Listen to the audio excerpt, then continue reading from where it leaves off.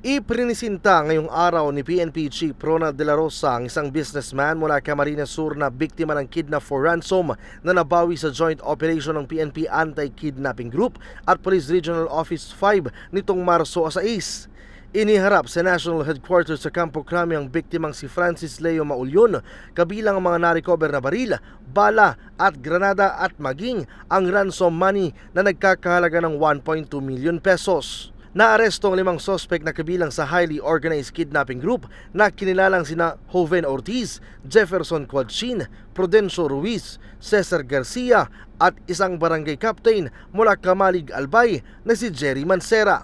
I am pleased to announce that kidnap businessman Francis Leo Santa Maria Maulion, tama yun?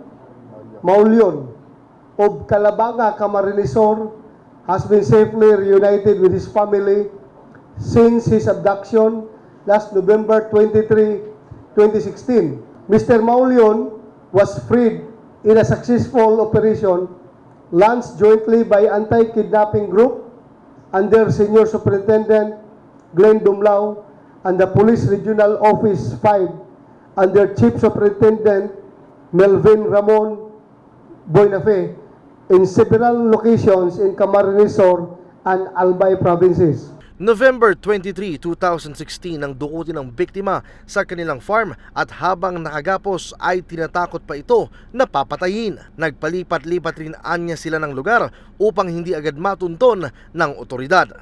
Nandun lang po ako sa farm namin tapos bigla pong may pumasok.